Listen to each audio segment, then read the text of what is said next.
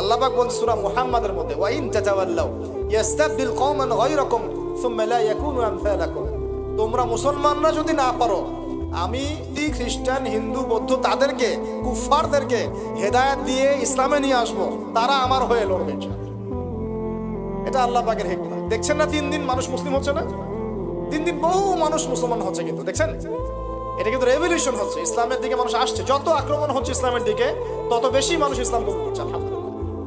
আর আমরা পিছিয়ে পড়ছি। এই যে আমরা যে গরু খাওয়া মুসলিম হয়েছি, আমরা যে জুমার দিন নামাজ পড়া মুসলিম হয়েছি, আমরা মুসলিম পরিবারে জন্মগ্রহণ করে আব্দুর রহমান, আব্দুর রহিম নাম নিয়ে বসে আছি, কিন্তু আসলে রহমানের বান্দার বৈশিষ্ট্য কি আমি জানি না। আল্লাহ পাক আমাদেরকে হেফাজত করুন, আমিন। হতাশ হব না আমরা ইনশাআল্লাহ। একবার, খালি একবার যদি তওবা করে ফিরে আসি, আল্লাহ পাক দুনিয়াও দিবে ইনশাআল্লাহ, আখিরাতও দিবে ইনশাআল্লাহ।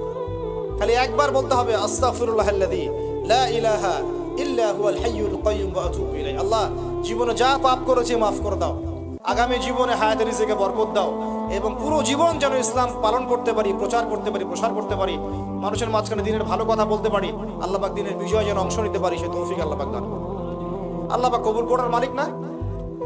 একটা কাপড় ধুতে এক বালতি পানি লাগে, কিন্তু জীবনের সমস্ত গোনাহ ধুয়ে ফেলতে চোখের এক ফোঁটা পানি যথেষ্ট। ইনশাআল্লাহ আল্লাহ পাক তৌফিক এনায়েত করুন। উম্মাহর পিছিয়ে পড়ার কারণ প্রথমত জ্ঞান থেকে পিছিয়ে পড়া।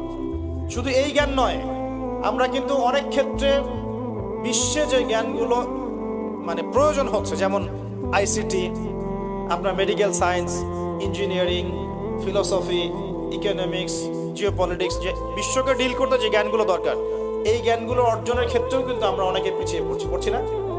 পড়ছি কি না? একজন ইমাম সাহেব কেন জানবেন না যে ওয়ার্ল্ডে কি হচ্ছে? কেন জানবেন না? জানা উচিত কিনা? একজন মুফতি সাহেব কেন বুঝবেন না যে বিশ্বের অর্থনীতি কিভাবে চলছে? কেন বুঝবেন না? বুঝতে হবে কিনা? না হলে বিশ্বকে আমি ডিল করবো কিভাবে? অতএব এই জেনারেল সেকশনের পড়াশোনা, এটাও ফেলে দেওয়া যাবে না। কথা বুঝতে পারছেন? জেনারেল সেকশনের পড়াশোনাটাকেও ফেলে দেওয়া যাবে না, বরং এই পড়াশোনাটাকে ইসলামের সাথে কম্বাইন্ড করে আপনাকে আগামীতে চলতে হবে। পারা যাবে ইনশাল্লাহ।